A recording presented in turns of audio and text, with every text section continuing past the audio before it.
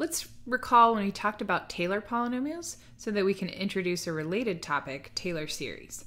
In particular, we said that the nth degree Taylor polynomial for a function f of x centered at x equals a can be expressed as t sub n of x equals f of a plus f prime of a times x minus a plus the second derivative of f at a divided by 2 factorial times x minus a squared, etc., until we finish up with plus, finally, the nth derivative of f at a divided by n factorial times x minus a to the n. Remember that the way we defined the polynomial specifically was that we wanted t sub n of x and f of x to have equal derivative values when evaluated at the center a. Now, having written out t sub n of x with this ellipsis notation here, notice that this is actually something we can express in sigma notation as a finite sum. So if I wanted to find the general pattern there, the terms of such a sum could be the kth derivative of f at a divided by k factorial times x minus a to the k. And this will give us that formula as long as we allow k to vary from 0 up to n. One of the observations we made when looking at graphs of Taylor polynomials was that the higher the degree n, the better the approximation t sub n of x seemed to give of the function f of x. So if my goal here is to try to find potentially the best possible approximation, then we can consider just letting n be as large as possible. And this is where the sigma notation comes in handy, because if I start to think about sending n to infinity, I no longer have a polynomial. A polynomial has to have a known finite degree. But in this sigma notation, what we can instead consider is that perhaps we'll get an infinite series and start to think about how we might go about looking at such a series. So before we get into the specifics of that, let's look at a concrete example where we go back and think about finding the nth degree Taylor polynomial. In this case, centered at 0, so a is 0, and our function is f of x equals 1 over 1 minus x. In order to find the appropriate polynomials, then we know we need to find the derivatives of f at 0. So f of 0, or maybe let me take a step back here. So f of x, I'm going to write it first of all as 1 minus x to the minus 1. That'll make it easier to differentiate. So f of 0 I can see as 1. F prime of x, notice that using the chain rule, while my exponent that I bring down is negative, I would multiply by a negative 1 because of the derivative of 1 minus x. So this is again positive, but now the exponent is minus 2. And plugging in 0 there, I yet again get 1. The second derivative is now 2 times the quantity 1 minus x raised to the minus 3. Plugging in 0 there, we would get 2. And I know I need to go up to the fourth derivative because I'm looking for the up through the fourth degree Taylor polynomial. So the third derivative of x is 2 times 3, so 6 times 1 minus x raised to the minus 4. Plugging in 0, this would give us 6. And finally, the fourth derivative is 24 times the quantity 1 minus x raised to the negative 5. And if we evaluate this at 0, we'll get 24. So this is the necessary work for finding my Taylor polynomials.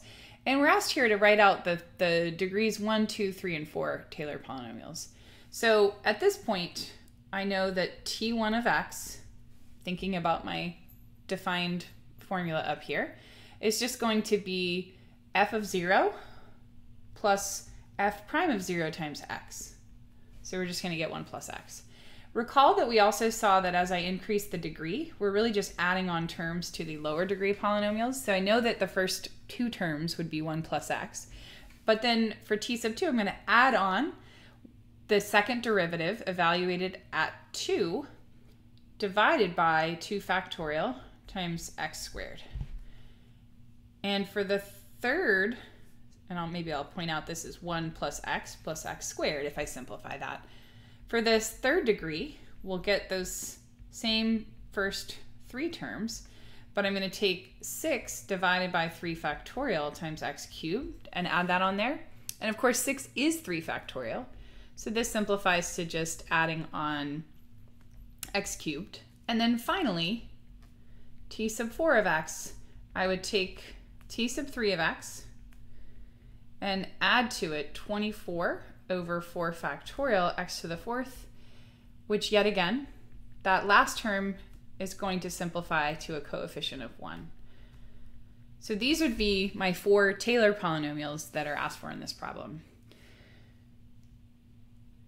So with that, if I want to think about increasing, so to get a better approximation,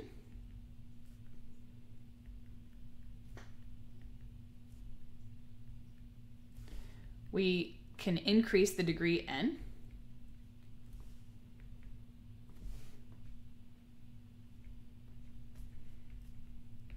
And then the motivation here is let's increase n as much as possible.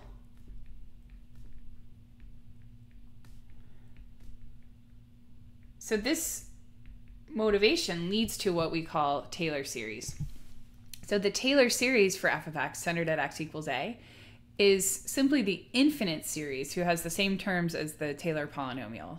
So this is going to be our definition for Taylor series. Notice that just like our Taylor polynomial, the center here plays a role.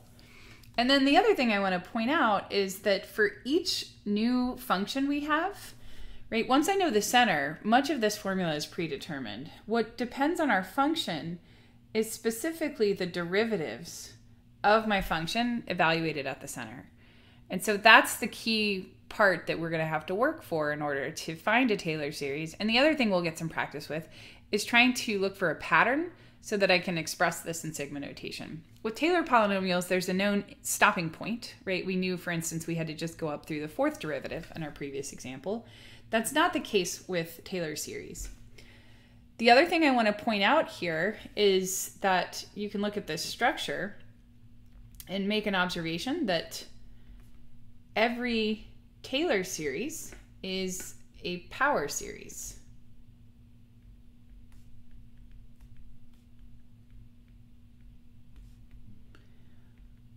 So as a reminder, a power series, we said, had to have general terms c sub k times x minus a to the k. So when we think about this idea, the coefficient for our power series in this very specific case is simply the kth derivative of f at a divided by k factorial. That's the coefficient of x minus a to the k. This fits the structure of the power series. And what that really means that's nice for us is that anything that we've determined to be true for power series carries over to Taylor series. And in particular, when we talk about the Taylor series, it now makes sense to talk about, for instance, the radius of convergence as well as the interval of convergence, because this is, in fact, a power series. So looking back at our previous example, the function 1 over 1 minus x with center 0, we've found through the 4th degree polynomial. Let's instead find the Taylor series.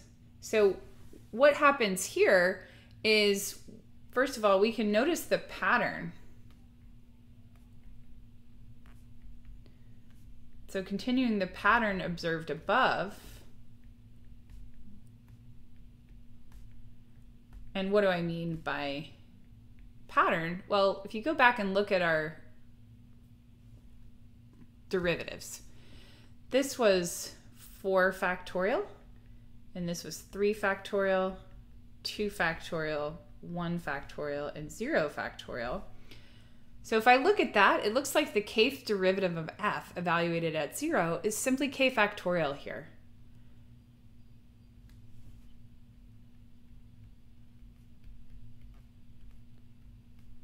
So when I want to write my Taylor series, that is what I'm going to plug in for the green box that we have in my definition. So because of that, the Taylor series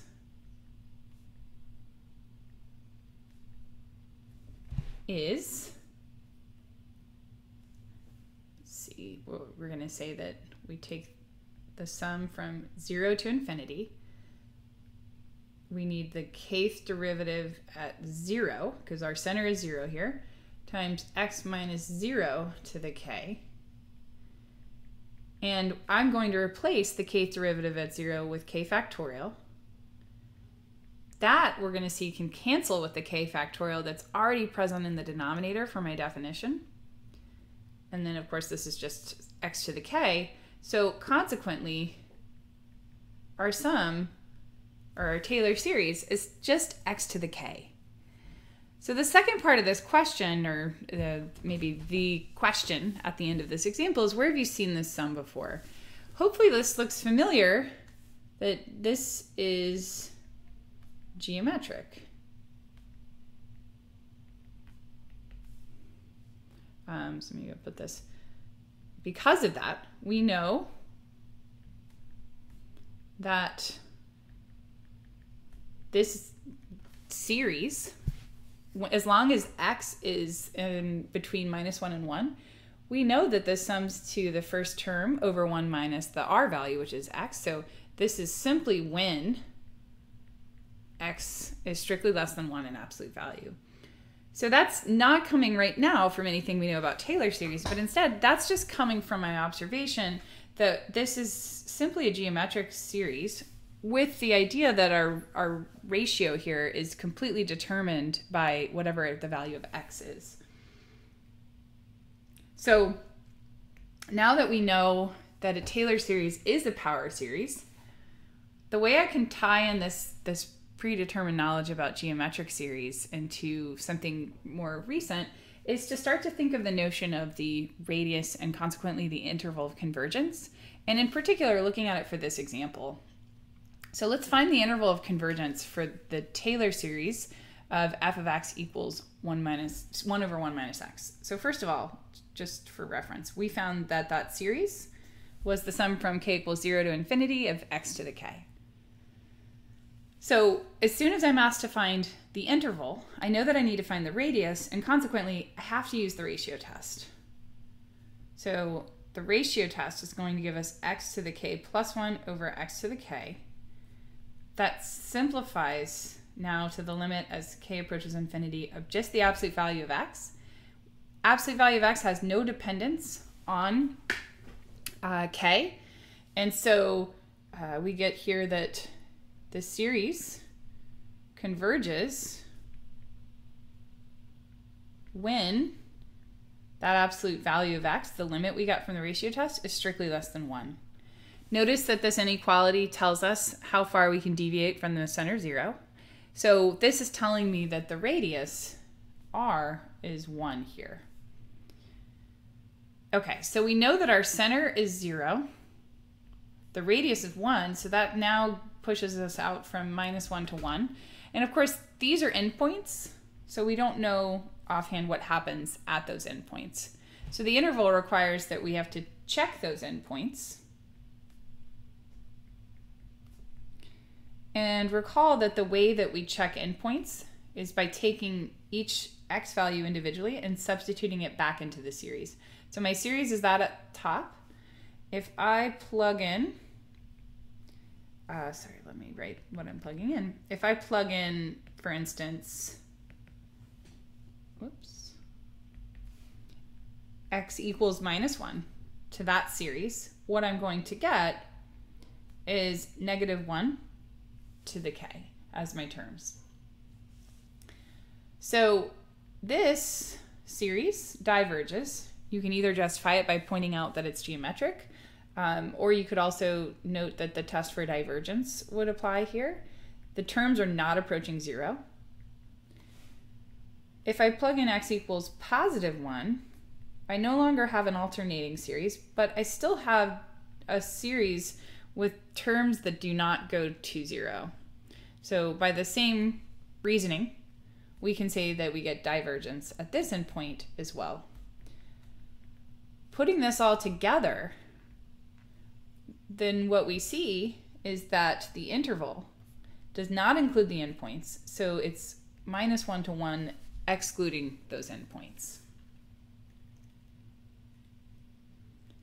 So if we think about that here, this is the interval of convergence.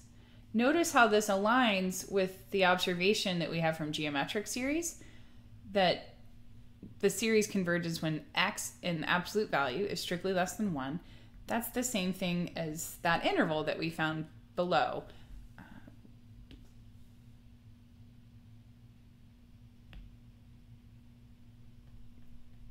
So while we could take advantage of geometric series, what we're seeing in a more broad term here is that the Taylor series, which is a power series, we can now start to think about finding the interval of convergence, which simply tells us all allowable values of x that we can plug into the series and know that it converges.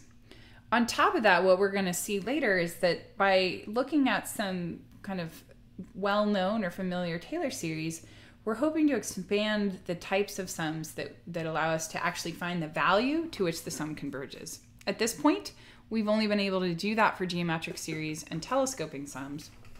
But once we start to establish some familiar Taylor series formulas, we're going to have a larger group of sums that will be able to actually find the value to which they converge.